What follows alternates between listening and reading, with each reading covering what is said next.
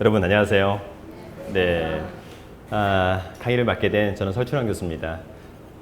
제가 이제 원래 이번 학기에 그 세종대학교 대학원에서 강의를 끝냈고 또 세종사이버대학교에서 경매와 MPL 강의를 했어요. 네, 그래서 가장 공신력 있는 강의를 지향합니다. 네, 근데 또 돈을 벌어야 이 강의가 또 더욱 재밌잖아요. 그래서 여러분들도 꼭 돈을 좀 잘 벌었으면 좋겠다 이런 생각이 들고 저를 잠깐 소개하자면 중3 때도 주식해서 주식을 열심히 하고 있고요. 네. 그다음에 이제 24살 때부터 경매를 좀 했었고 그다음에 한 4, 5년 전부터 MPL 그다음에 최근 2년 동안에는 세관공매해서 다양한 먹거리를 가지고 강의도 하고 있고 수익을 내고 있는데 사실 뭐 강사들이 좋은 거는 뭐냐면 일단 강의로 돈 벌고 그다음에 또 낙찰받고 돈 벌고 또 주식에서 또 팔고 돈 벌고 그죠? 네, 부동산에서 또 팔고 돈 벌고 이런 부분이 있는데 사실은 그 주식이 좋은 이유는 뭐냐면 사실은 주식을 고르기도 쉽고요. 그 다음에 팔기도 쉽고 반면에 이제 부동산은 이제 하나 살 때마다 와이프가 되게 힘들어해요. 뭐 연금도 올라가고 이를테면 보험료도 올라가고 뭐 이런 것들이 있다 보니까 사실 그게 또 쉬운 것은 아니지 않나 이런 생각이 듭니다. 근데 아무튼 그러나 저희가 실천하지 않으면 또 아무 의미가 없는 거니까 여러분들도 꼭 그 목표를 좀 잡으셔가지고 가령 올 12월 달까지 내가 한 건 정도를 좀 낙찰 받겠다 이런 의지를 갖고 한 번만 돌려보시면 야 이게 뭐 별로 어렵지 않다라고 하는 것을 느낄 수 있을 것 같아요. 그런데 여러분 이제 경매를 잘하기 위해서는 백그라운드가 약간 필요한데 법을 또 조금은 아셔야 돼요. 그래서 민법 조금 좀 공부를 해주셔야 될 것 같고 그 다음에 민사집행법 아주 조금 공부를 해야 될 것 같고 그 다음에 주택임대차 보호법하고 상가건물 임대차 보호법을 또 조금은 공부를 해야 되는 거죠. 이렇게 하니까 이제 이 자식이 도대체 무슨 소리 하는 거냐, 그죠? 엄청난 얘기를 해놓고 그러나 핵심 포인트를 좀 잘 이해했으면 좋겠다 이런 생각이 듭니다. 혹시 저한테 나중에 질문이 있다면 저희 네이버 카페 설춘환 아카데미나 다음 카페 설춘환 교수의 경매 개인 레슨 또는 뭐 랜드프로에 질문을 올려주시면 최선을 다해서 답변을 드리도록 하겠습니다. 그럼 곧바로 강의를 하도록 하겠습니다. 오늘 강의의 목차는 1강은 2030 왜 경매에 집중해야 하는가라고 하는 점, 그 다음에 두 번째는 경매가 어떻게 좀 시작돼서 어떤 프로세스를 가는지에 대한 개념, 그 다음에 세 번째에서는 경매 입문에서부터 낙찰까지 어떤 절차로 가는지 제가 여러분의 입장에서 한번 강의를 하도록 하고요. 그 다음에 이제 2강과 3강에서는 아무래도 용어가 또 좀 중요하잖아요. 네, 그래서 경매 용어를 좀 제대로 이해해야 된다라고 하는 부분을 좀 언급을 하도록 하고 실제 그래서 경매에서 많이 나오는 용어들을 좀 간단히 정리, 마스터하면 될 것 같아요. 그 다음에 마지막으로 우리가 이제 그러면 경매 다 좋은데 그래서 관심이 있는데 야 물건을 어떻게 찾느냐, 물건을 또 어떻게 보느냐 그런 부분에 대한 부분하고 그 다음에 내가 현장도 갔다 오고 권리 분석도 해서 문제가 없는데 그래서 입찰할 건데 입찰을 어떻게 할 거냐 그런 부분에서 야 입찰표를 또 어떻게 작성해보고 또 어떻게 개찰까지 가는지에 대한 부분을 강의하도록 하겠습니다. 뭐 동영상 촬영과 상관없이 질문 있으면 편안하게 질문 답변 해가면 좋을 것 같아요. 그죠? 사실 뭐 동영상이 무슨 의미가 있어요. 저랑 여러분들이랑 같이 호흡하면서 다 이해하는 게 중요한 거니까요. 그죠? 하여튼 뭐 말은 이렇게 또 멋지게 한번 하고 가도록 하죠. 자, 먼저 2030은 왜 경매에 집중해야 하는가라고 하는 점이 있어요. 제가 저희 와이프랑 둘이 정말 이제 허리띠를 졸라매고 한 1억을 모아봤어요. 1억을 모아서 은행에 넣어봤어요. 그랬더니 와이프가 한 달에 한 13만 원 정도 들어온다고 그래요. 이자가. 그래서 이제 야 도대체 13만 원 가지고는 뭘 해야 할 건가라고 하는 점에서 많은 사람들이 고민할 것 같아요. 야, 이렇게 예금을 넣어놔서는 오히려 마이너스잖아요. 그래서 그럴 바에는 뭔가 좀 투자를 해야 되겠다라고 생각을 하고 있는 것 같아요. 사실 뭐 저나 여러분이나 IMF를 겪어봤잖아요. 당시에 사실 예금이자가 여러분 한 14에서 거의 20까지 갔던 걸로 기억이 되는데 사실 이자가 그렇다라고 한다면 나쁘지 않을 것 같은데 지금은 뭐 예금이자가 한 연 1% 정도 될까요? 그죠? 한 그 정도밖에 되지 않기 때문에 이제는 다른 어떤 또 다른 투자의 수단을 반드시 만들어야 된다. 제가 어렸을 때부터 돈 많으신 분들을 많이 어레인지 한 적이 있어요. 그런데 이제 그분들한테 배운 것은 수익원을 좀 다양화해야 된다라고 하는 점이 있는 거죠. 근데 사실 월급쟁이가 지금 제 친구들이 만약에 KDB 한국산업은행에 있는 친구들이 연봉이 한 1억 되더라고요. 근데 제가 이제 얼마 전에 또 한국은행 갔다 왔는데 한국은행은 제 또래 애들이 한 1억 2천 정도 연봉을 벌어요. 근데 이제 그렇게 또 잘 버는 애가 있는가 하면 제가 이제 좀 많이 벌지 못하는 또 친구들은 연봉이 또 한 3, 4천도 있더라고요. 제 나이가 이제 올해 45인데 그러면 3, 4천 가지고 또 어떻게 살 거냐 또 고민스럽잖아요, 그죠? 저도 이제 연봉이 이제 올해 3천이 넘어갔는데 되게 힘들더라고요. 연봉 3천 가지고 딸아이가 이제 이번에 대학교를 가고 그다음에 이제 막내딸이 중3인데 학원도 보내야 되는 거니까 야 이거 쉽지 않다. 그러면 이제 야 나는 그러면 어떻게 해서 좀 돈을 벌어야 할까를 좀 많이 고민해야 될 것 같아요. 그래서 그런 시장을 보다 보니까 이제 재테크라고 하는 것을 부득이하게 할 수밖에 없지 않을까라고 하는 점이 좀 있었던 것 같아요, 그죠? 예. 그 다음에 이제 두 번째는 월급에 대한 한계죠. 제가 최근에 이제 그 월급 받는 학생들, 월급 받는 학생들한테 야 니들 월급 이를테면 이제 처음에 초봉, 그 다음에 이제 1, 2년 차라고 하는 부분이 있는데 요즘에 이제 월급이 별로 인상이 안 된대요, 여러분. 1년, 2년이 지났을 때 뭐 옛날 저희가 어렸을 때야 뭐 연 10%, 그죠? 뭐 이렇게 월급 인상이 있었었는데 이제는 뭐 거의 월급 인상이 쉽지 않더라라고 하는 점이 있었던 것 같고 또 하나 중요한 것은 요즘에는 여러분 정년에 대한 개념이 별로 없는 것 같아요. 특히 이제 공공기관에 있는 뭐 친구들도 나이가 이제 한 40대 후반, 제 나이 또래에서 벌써 정년을 고민하고 명퇴를 고민하고 있다 보니까 그래서 야 정년도 무의미하다. 그러면 여러분 저금리, 돈도 별로 없고 그러면 이제 어떻게 해야 되느냐라고 하는 점이 있는 건데 그 중에서 이제 부동산 경매와 관련해서 내가 좀 싼 가격에 뭔가 좀 매입을 하는 수단으로 경매나 또는 NPL, 그죠? 이마저도 돈이 없으면 나중에 이제 세관 공매, 뭐 이를테면 이런 것들에 대한 관심도 가고 있는 것 같아요. 그래서 결론적으로 야 1, 2, 3번 총괄해보면 정말 이제는 투자를 하지 않으면 뭔가 자산을 증식하는 데는 상당히 좀 문제가 있지 않느냐 개인적으로는 이런 생각이 드는 것 같아요. 사실 이런 것들을 제가 이제 저희 학원에서도 2030 애들을 데리고 이런 얘기를 하면 굉장히 와닿는데 사실 여러분들은 좀 그렇죠, 그죠? 네. 약간 왜냐하면 이제 이런 분들이 이미 다 겪으신 분들이라 나중에 이제 동영상을 학생들이 수강을 하면서 보면 도대체 여긴 누가 앉아 있는 거냐, 그죠? 그래서 방송 촬영하시는 분이 약간 그 디테일을 조금씩 이렇게 보여주는 것도 나쁘진 않겠다 이런 생각이 듭니다. 그래서 경매에 좀 집중해야 되는 이유가 이런 것들도 있더라. 자 그러면 이제 여러분들이 야 경매라고 하는 것은 뭐고 어떻게 되는 거냐, 요걸 하나씩 간단히 좀 정리를 하도록 하죠. 자, 경매가 어떻게 진행되냐면 여러분 요런 거잖아요. 만약에 야 A가 B한테 돈을 빌려줘. 예를 들어서 2억을 빌려줘, 그죠? 2억을 빌려준다. 근데 여러분 돈을 빌려줄 때 우리가 두 가지를 정하죠. 하나는 이자를 정해. 그 다음에 또 하나는 변제기를 정하죠, 그죠? 이자를 정하거나 변제기를 정하거나. 여러분 우리나라는 이자 제한법이 있어요. 그래서 이자를 연 25%를 초과해서 받으면 안 됩니다, 그죠? 개인과 개인 간에 이자를 만약에 야 우리가 연 40% 하자 그러면 25%를 초과하는 15%는 무효가 되는 거죠, 여러분, 그죠? 예. 그런데 이제 이번에 야 이것도 좀 너무 높은 거 아니냐, 그래서 이자를 연 20%로 내리자라고 하는 그런 부분이 있는 것 같아요. 제가 보기에는 조만간 아마 통과가 되지 않을까 이런 느낌이 듭니다. 네. 반면에 이제 여러분 우리가 돈을 빌려줄 때 이자도 정하지만 변제기도 정하죠, 그죠? 변제기. 근데 변제기가 있다와 없다는 또 많은 차이가 있는 거죠. 만약에 여러분 제가 여러분한테 돈을 빌려주는데 그러면 제가 채권자, 여러분들이 채무자, 그죠? 또는 돈을 빌려주는 사람을 대주, 빌려가는 사람을 차주, 뭐 이런 다양한 용어를 사용하죠. 근데 여러분 제가 만약에 변제기가 없어요. 만약에 변제기가 없어. 근데 여러분들은 저한테 2억 빌려다가 한 1년 동안 뭐 애들 뭐 등록금도 주고 좀 뭐 좀 하고 뭐 좀 하고 하려고 했는데 변제기를 깜빡하고 정하지 않은 거예요. 근데 저랑 여러분들이랑 한 1, 2주 있다가 어찌 보면 뭐 제가 전화했더니 약간 또 별로 이렇게 탐탁지 않게 생각해. 그럼 저도 야 나도 네가 별로다. 그러면 제가 한 2주 지날 때 야 안 되겠다 그냥 돈 갚아라. 2억 나도 필요해. 그러면 여러분 돈을 갚아야 돼요.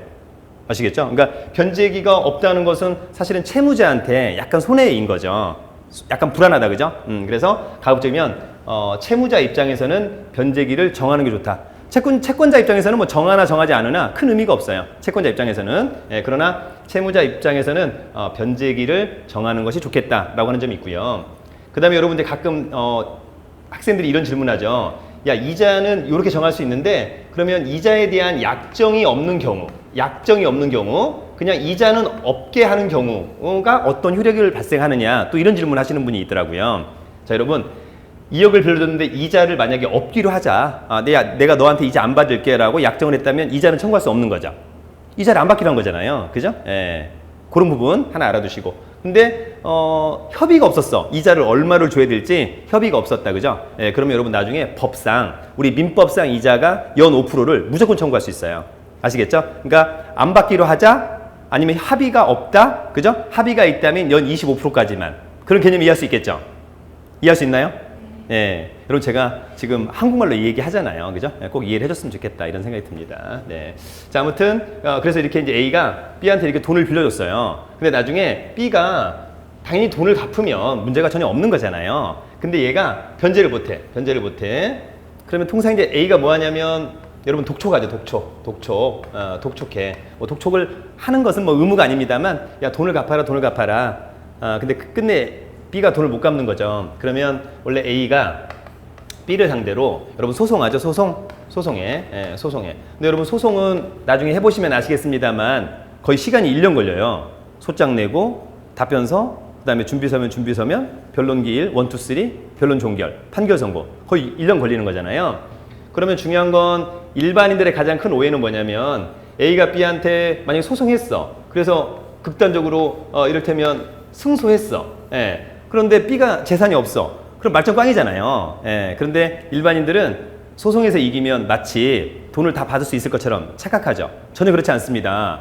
중요한 건 B가 자력이 없으면 이 판결문은 그냥 휴지 조각에 불과한 거잖아요. 그런 점 알아두시고 그래서 A가 B한테 소송하는 가운데 B에 만약에 어떤 재산이 있다면 재산을 사전에 그죠? 잡아두고 가야 돼요. 사전에 잡아둬야 된다. 그래서 여러분 어떤 용어가 나오냐면 그래서 우리가 가압류라고 하는 말이 나오지 그죠? 가압류라고 하는 말이 나와. 근데 여러분 나중에 가압류라고 하는 말이 있으면 거의 비슷한 말 중에 뭐가 있냐면 가처분이라고 하는 말이 있어요. 요거 간단히 하나 정리하고 가죠. 그죠?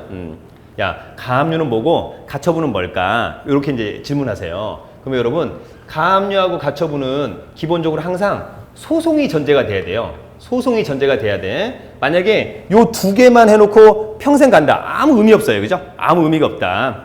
반드시 소송이 전제가 되는 거예요. 근데 소송이 전제가 되는데 소송이 좀 시간이 오래 걸려. 오래 걸리는데 만약에 B가 재산을 갖다가 팔아먹는다든지 또는 현상을 변경한다든지 이렇게 돼버리면 나중에 A가 B한테 소송 이겨봤자 말짱 꽝이 되잖아요. 그래서 사전에 A가 B를 상대로 소송하는데 시간은 오래 걸리니까 나중에 판결을 받아서 강제 집행을 해야 되는데 이걸 사전에 못 잡으면 안 되는 거니까 사전에 잡아두는 절차를 우리가 가압류라고 하고 가처분이라고 하는 건데 그럼 이 둘의 차이는 뭐냐? A가 B한테 돈 받을 거 있을 때 하는 게 가압류 여러분 그죠? 돈 받을 거 있을 때 하는 게 가압류. 돈 받을 거 있을 때 하는 가압류. 가처분은 돈 받을 거 이외에 권리나 청구권이 있을 때 하는 게 가처분이에요. 아시겠죠? 그러니까 만약에 채권자가 채무자한테 돈 받을 거 있을 때 가처분 하겠다. 약간 말이 안 맞는 거죠. 그죠? 예. 뭐 이를테면 돈 받는 거 이외에 어떤 권리가 있는데 가압류 하겠다는 좀 맞지 않는 거예요. 그래서 가압류는 돈 받는 권리. 가처분은 돈 받는 권리 이외의 권리. 아시겠죠? 이렇게 하나 상식적으로 좀 정리를 해주셔야 돼요. 그런데 우리가 이제 가압류가 나중에 보시면 종류가 다양해. 야, 부동산 가압류 한다. 뭐 채권 가압류 한다. 그 다음에 뭐 동산 가압류 한다. 자동차 가압류 한다. 이런 얘기 들어봤잖아요. 그러면 이게 이제 우리가 가압류의 종류가 달라지죠. 그러면 가압류의 종류는 무엇 때문에 달라지는 거냐? 채권자가 무엇을 잡느냐에 따라서 가압류 종류가 달라지는 거죠. 부동산 잡으니까 부동산 가압류라고 하는 거야. 채권 잡으니까 채권 가압류, 동산 잡으니까 동산 가압류, 자동차 잡으니까 자동차 가압류, 그죠?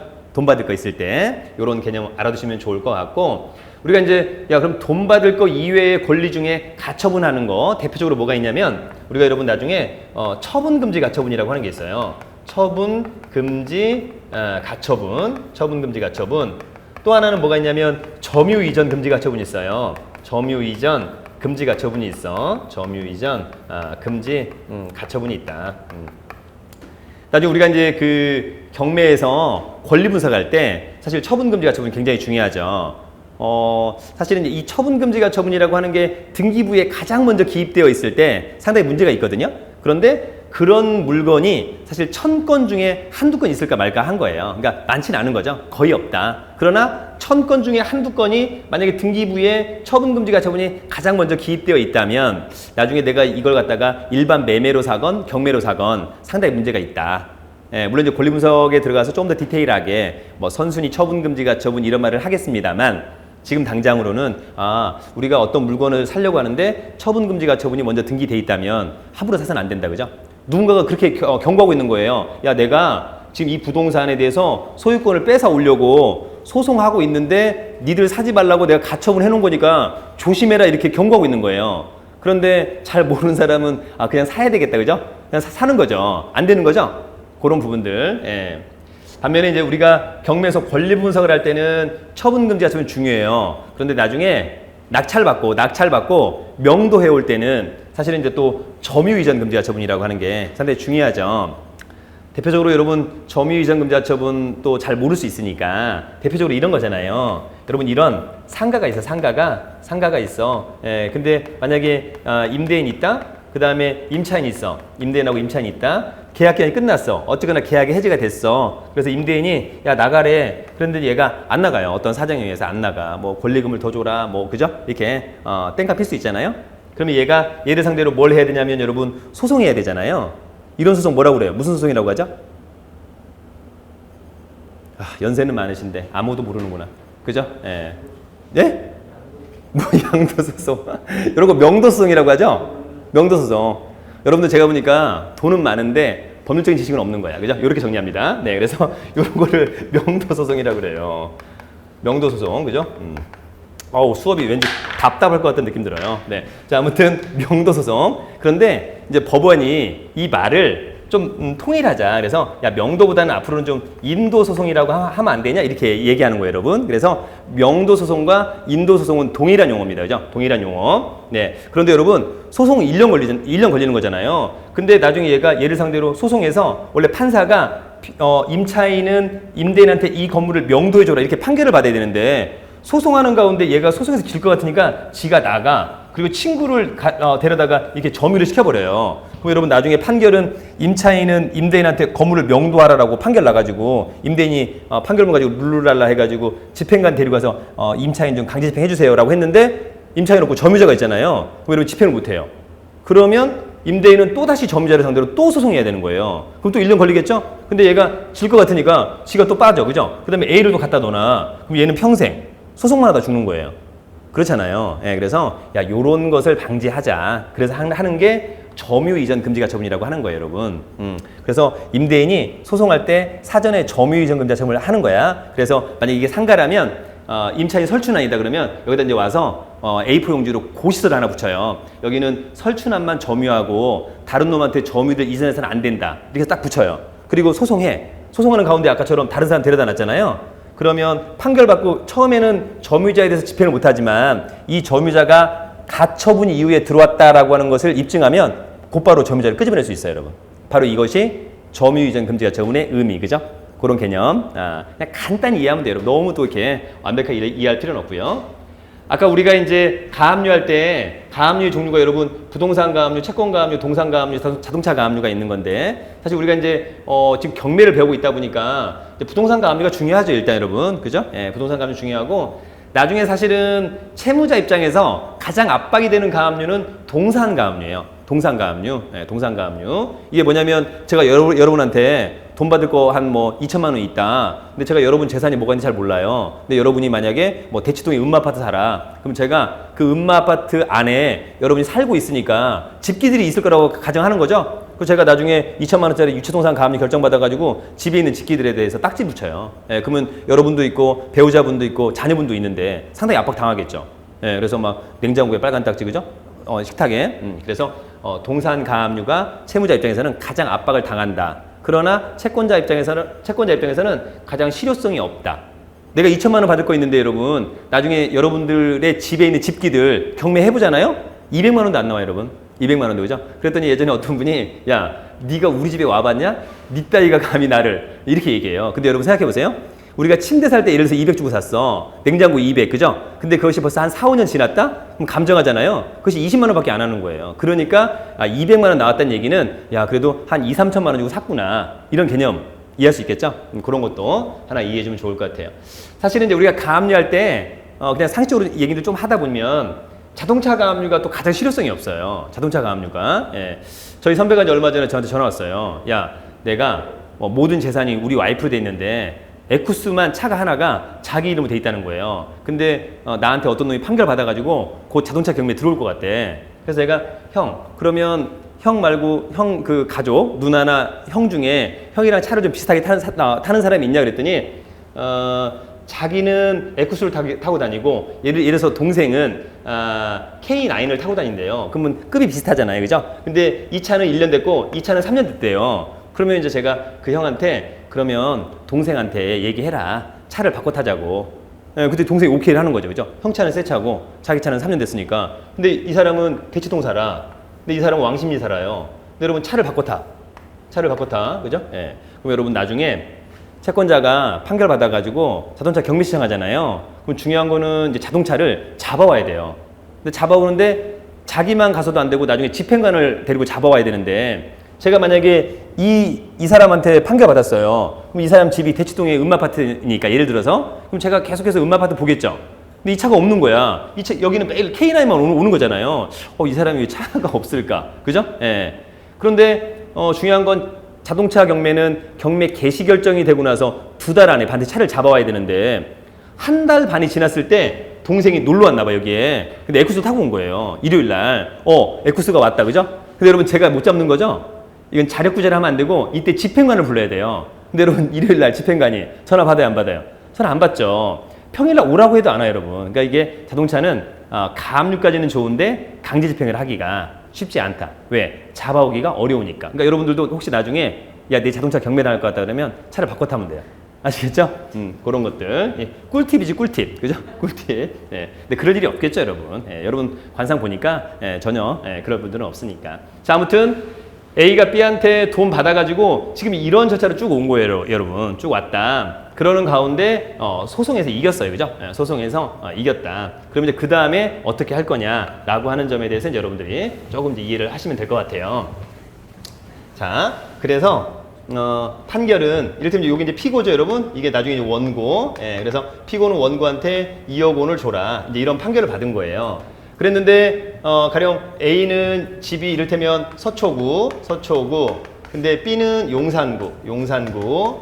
근데 이제 B에 부동산이 하나 있어. 이게 있는데 이게 어디냐면 일산에 있어요. 일산에 있다. 일산에 오늘 이제 오전에 대화동에 갔다 왔는데 또 많이 개발하고 있더라고요. 그래서 일산에 있는 거예요. 그러면 A가 판결문 가지고 B의 이 부동산 경매 신청할 수 있죠. 자, 경매할 수 있다. 그죠? 경매할 수 있다.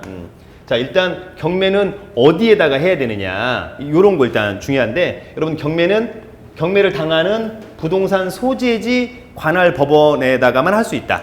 그러니까 일산을 관할하는 법원은 여러분 고양지원이라고 마두역에 있어요. 마두역. 그러니까 여러분 이제 이런 관할에 대한 개념을 또 조금은 이해를 해야 되겠다. 조금은 이해를 좀 해야 되겠다. 우리가 여러분 최소한 서울은 좀 알아야 되잖아요. 그러면 여러분 서울은 법원이 5개가 있어. 서울 중앙, 이를테면 동서, 남, 북 5개의 법원이 있습니다. 그러면 최소한 법원이 어디에 있는지 정도는 알아야 되잖아요. 그럼 여러분 중앙은 교대역에 있어요. 교대역 근처에. 그 다음에 동부는 구의역 근처에 있어. 서부는 애옥의역이라고 있어요. 남부는 목동역에 있어. 그 다음에 북부는 도봉역에 있어요. 도봉역에. 최소한 법원이 어디에 있는 정도는 알아야 된다. 왜냐하면 나중에 입찰하러 갈 거니까. 다만 동부지방법원만 한 2, 3년 있다가 이사하겠죠 여러분. 송파구에 아마 문정동 쪽, 장지동 쪽 근처로 이사할 거예요. 되어 있는 거니까, 예정이 되어 있는 거니까 나중에 요거만 이제 저쪽 문정동 쪽으로 이사를 하게 될 것 같다. 나머지 법원은 거의 새 거라 이전하기는 쉽지 않아 보입니다. 이전하기는 쉽지 않다. 자, 중요한 건 여기서 이 법원별로 관할구역이 딱 지정돼 있어요. 정해져 있다. 가령 서울중앙은 예를 들어서 서초구, 강남구, 가령 그 다음에 관악구 이 정도만 할게요. 그 다음에 동부는 송파구, 그 다음에 뭐 성동구, 예를 들어서 그 다음에 서부는 용산구, 은평구 이런 개념. 그 다음에 목동은 강서구, 이를테면 구로구, 그죠? 예. 그 다음에 도봉은 뭐 강북구, 중랑구, 예를 들어서 이렇게 여러분 이제 법원이 지역별로 딱 정해져 있어요. 관할구역이 정해져 있다.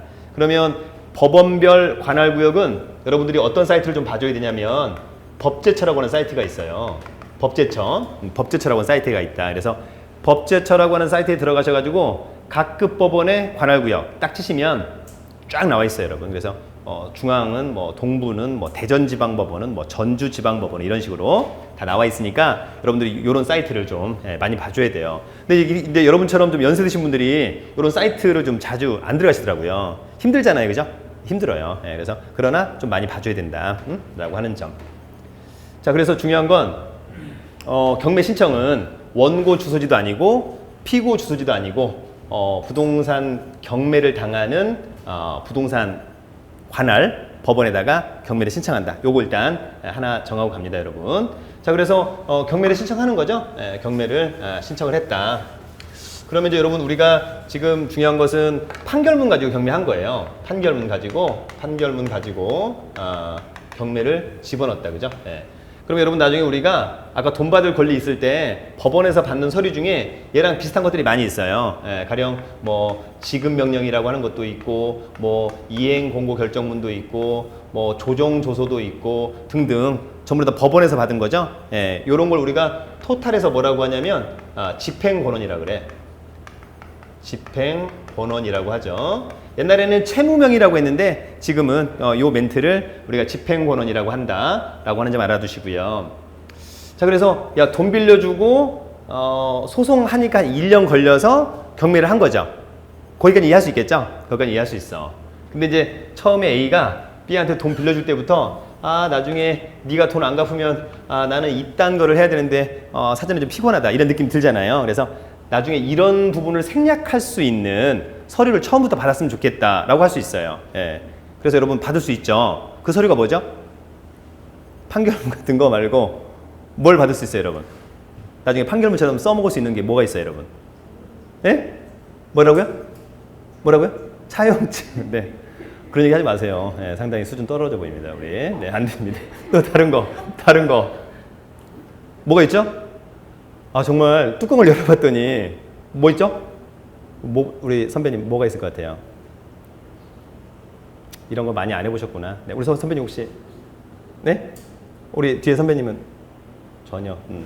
여러분 공증 들어보셨어요? 공증? 네, 공증. 그래서 공정증서를 받는 거죠. 증서를 받는 거예요.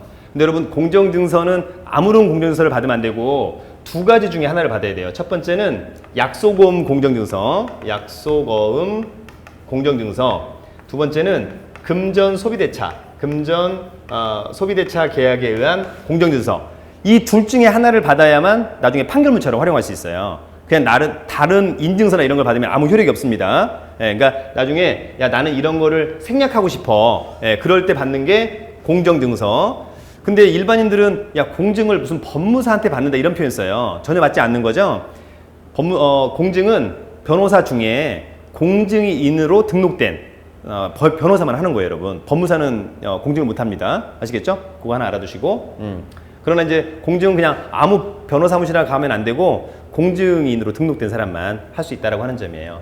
그런데 처음에 돈을 빌려줄 때부터 공정증서를 받고 싶은데 이때 B가 잘 동의하지 않아요, 여러분. B가 동의를 잘 안 해.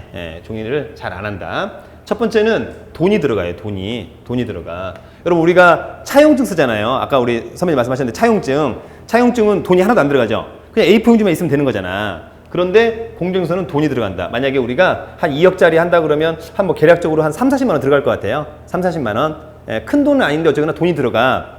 두 번째는 B가 더 싫어하는 이유는 뭐냐면 사실 내가 돈을 갖다가 한 이자를 한 2번 정도 연체했을 때 A가 그 다음에 야 돈 갚아 그리고 가압류하고 소송하고 이렇게 시간을 좀 끌어야 되는데 공증을 받아버리면 내가 2번 이자를 연체하는 순간 곧바로 A가 그냥 나의 재산에 대해서 바로 강제집행 들어올 수 있어요. 바로 경매 들어올 수 있고. 그러니까 시간적인 여유가 없는 거죠. 그죠? 자기가 약간 뭐 재산을 빼돌리려고 하는 그런 부분들. 그래서 B가 싫어한다. 돈이 들어가는 거. 근데 사실 요거보다는 두 번째가 어떤 의미인지 알겠죠? 그러니까 이런 부분들 때문에 사실은 잘 공증을 많이 하지는 않는 편이다. 역시 여러분 이 공정증서도 집행권원의 일종이에요. 아시겠죠? 그래서 나중에 누군가가 여러분 집행권원의 종류에는 뭐가 있나요? 그랬을 때 판결문, 공정증서 이런 것들이 전부 다 집행권원의 일종이다. 그러면 야 우리 지금 경매하는데 이딴 걸 뭐하러 배웁니까? 이렇게 할 수 있잖아요. 근데 여러분 이게 또 중요해. 왜? 이런 집행권원을 가지고 경매하는 것을 우리가 강제경매라고 그래요. 강제경매라고 하는 말을 이해하기 위해서 지금 우리가 집행권원이라는 것까지 온 거죠, 여러분. 예. 좀 피곤하죠, 사실. 그죠? 예. 그러나 제대로 알아야 되는 거니까. 자, 아무튼 자, 집행권원을 가지고 경매하는 것을 우리가 강제경매라고 한다라고 하는 점까지 정리하고요. 자, 중요한 건 그러나 이제 집행권원에 의한 경매는 나중에 뭐가 안 좋냐면 여러분 집행권원을 얻었는데 이를테면 B에 재산이 없어요. 부동산이 없어. 그럼 말짱 꽝이잖아요. 그래서 돈을 빌려줄 때는 이런 식으로 빌려주면 안 되겠구나. 예, 그럼 어떻게 빌려줘야 되냐. 그것은 이제 처음에 돈을 빌려줄 때 안 되겠다. 이런 거 말고 야 담보를 가져와라. 그쵸? 담보를 가져와라. 예, 그래서 만약에 제가 우리 앞에 계신 선생님한테 야 돈 빌려달라고 하니까 담보를 가져오세요. 그랬더니 자기가 아파트 하나 있대. 아파트. 그죠? 예, 그러면 이제 아파트를 갖다가 담보로 잡고 그러면 이제 이때 담보는 근저당권을 잡던 뭐 전세권을 잡던 이렇게 잡는 거죠. 예, 잡고 나중에 돈 안 갚으면 그냥 곧바로 이 근저당권이나 전세권에 의해서 곧바로 경매할 수 있죠. 예, 이런 근저당권 전세권을 우리가 다른 말로 담보권이라고 하고 담보권에 의한 경매는 임의경매라고 그래요. 임의경매라고 한다. 그죠? 임의경매라고 한다. 그래서 여러분 나중에 우리가 야 강제경매는 뭐고 임의경매는 뭐냐라고 정의를 내릴 때 무엇을 가지고 경매를 신청했느냐에 따라서 이런 경매 종류가 달라진다. 다시 한번 정리하자면 판결문 등 집행권원에 의한 경매를 강제경매, 근저당권 등 담보권에 기한 경매를 임의경매라고 한다. 라고 하는 점까지는 여러분들이 조금 이해를 해주면 좋겠다. 그러면 나중에 여러분 이 강제경매와 임의경매가 차이가 있어요. 차이. 이 차이만 하나 간단히 정리합니다. 차이는 무슨 차이가 있냐? 심한 차이가 있는데 나중에 B가 A한테 돈을 갚아요, 여러분. 돈을 갚았어요. 돈을 갚았는데 A가 돈을 갚으니까 A가 법원에다가 취하서를 내죠. 경매 취하서를. 그러면 강제경매가 됐든 임의경매가 됐든 경매 간단히 취하가 돼요. 간단히 취하가 돼. 근데 문제는 얘가 돈을 받았는데 취하서를 안 내죠. 또는 얘가 연락이 안 돼서 내가 그냥 공탁해서 돈을 갚을 수 있어요. 취하를 안 해주잖아요. 그러면 B가 알아서 일방적으로 경매를 취소할 때 법원에 가서 저 이렇게 돈 갚았으니까 경매가 되는 것은 아닌 것 같다. 취소해달라. 그럴 수 있잖아요. 그죠? 예. 요것은 그렇게 가능하다. 만약 임의경매 했다면, 저가 이렇게 돈 갚았잖아요. 경매를 취소해주세요. 법원이, 갚았네. 경매 취소할게. 취소가 간단히 되는 경매, 임의경매. 반면에, 강제경매는 별도로 소송을 하셔야 돼요, 여러분. 돈을 갚았음에도 불구하고 채권자가 동의해주지 않으면 별도로, 청구이의라고 하는 소송을 통해서 경매를 취소할 수밖에 없는 그런 점이 있다. 그래서 우리가 강제경매와 임의경매에 대한 차이점까지를 저희가 한번 여러분 알아봤어요. 별로 어렵지는 않을 것으로 보고 그러나 반드시 암기를 해줘야 될 것 같아요. 잘 이해를 못할 수 있는데 암기를 해줘야 된다. 근데 사실 저랑 12강 동안 배우는 내용이 그렇게 많지 않아요, 여러분. 근데 거의 암기를 좀 해주고 그 다음에 이걸 이제 실생활에서 한번 경험해보면 굉장히 쉽게 제 강의를 듣고 더 이상 다른 이론 강의는 들을 필요가 없을 것 같아요. 늘 하는 얘기지만 그러니까 제대로만 조금 이해를 해주면 좋겠다라고 하는 부분이 있었던 것 같습니다. 자, 이렇게 하도록 하고 그 다음에 이제 경매 입문에서 낙찰까지라고 하는 부분이 있는데 요거 여러분 간단히 좀 정리를 한번 해볼게요. 간단히. 자, 여러분들이 이제 경매에 대한 관심이 있어요. 경매에 대한 관심이 있는데 그러면 나는 어떻게 할 거냐. 예를 들어서 내가 낙찰을 하나 받을 건데 아파트를 낙찰 받을 건데 어떻게 할 거냐. 응? 자, 내가 아파트를 하나 낙찰 받고 싶다. 그럼 여러분 첫 번째 사람들이 첫 번째는 경매 뉴스 들어요. 그래서 야, 설춘환이라는 아이가 경매를 통해서 돈을 많이 벌었다더라. 또 돈을 많이 벌었다더라. 근데 최근에 좀 아쉬운 것은 최근에 경매 물건이 한 2년 전, 3년 전에 비해서 한 4분의 1밖에 나오지 않아요. 그러니까 4분의 3이 없어진 거죠. 4분의 3은 그만큼 시장이 좋아져가지고 일반 매매로의 전환 이런 것들이 상당히 많아졌다라고 하는 점 알아두시면 좋을 것 같고, 다만 이런 것은 여러분 언제나 업다운이 있는 거잖아요. 지금은 없지만 또 2, 3년 있다 많이 나오고 또 조금 나오고 또 많이 나오고 이런 게 있기 때문에 중요한 것은 뭐 이런 것들은 별로 중요하진 않더라. 자, 경매 뉴스를 보고 경매를 좀 한번 해보고 싶어. 근데 쉽지 않다 보니까 이제 블로그나 카페를 가입해서 간접 경험하죠. 간접 경험, 그죠? 그래서 제가 운영하고 있는 다음 카페, 설춘환 교수의 경매 개인에서 이런 데는 한 15,000명. 또 간접 경험 많이 좋았대요, 학생들이. 그래서 이제 카페를 가입한 후에 공부해. 그리고 나도 좀 해볼 수 있을 것 같다라고 할 때 경매 물건을 검색하는 거죠. 그럼 여러분 경매 물건은 어디서 검색하냐면 요건 이제 우리가 대법원 경매 정보 사이트, 대법원 경매 정보 사이트. 이 사이트는 아주 많이 봐줘야 돼요, 여러분. 대법원 경매 정보 사이트는 아주 많이 봐줘야 된다. 가장 공신력 있는 사이트죠. 가장 공신력이 있는 사이트, 대법원 경매 정보 사이트. 그런데 이 대법원 경매 정보 사이트가 공신력은 있지만 물건에 대한 디테일 이런 것들이 좀 부족해요. 그래서 우리가 나중에 어떤 사이트를 보냐면 이를테면 부동산 태인 같은 유료 정보 사이트를 보게 되죠. 그래서 뭐 돈을 벌려고 하면 좀 투자는 해야 되는 거니까, 그래서 뭐 대법원 경매 정보 사이트나 태인 같은 사이트를 좀 봤으면 좋겠다라고 하는 점이 있는 거죠. 자, 그래서 여기에서 봐서 내가 이제 아파트를 한번 낙찰 받고 싶다. 그래서 이제 고민을 막 하게 되는 거죠. 예. 그러면 사람들이 아파트 살 때 가장 많이 고민하는 게 뭐냐 물어봤더니 가격, 크기, 지역이래요. 가격, 크기, 지역, 그죠? 예. 그래서 아무래도 여러분 아무리 좋아도 자기가 가지고 있는 돈 한도 내에서 또 해야 되잖아요. 대출을 좀 받는다 하더라도 요런 부분들. 그 다음에 이제 크기.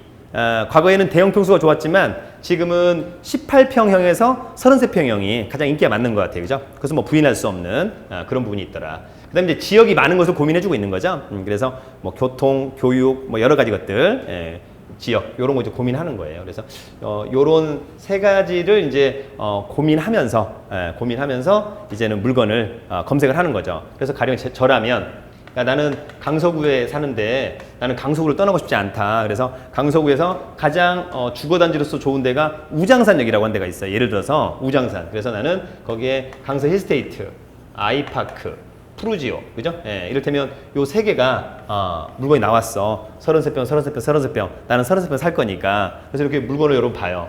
그러면 이런 물건을 보고 먼저 뭘 하냐면 체크리스트가 있어요. 체크리스트. 예.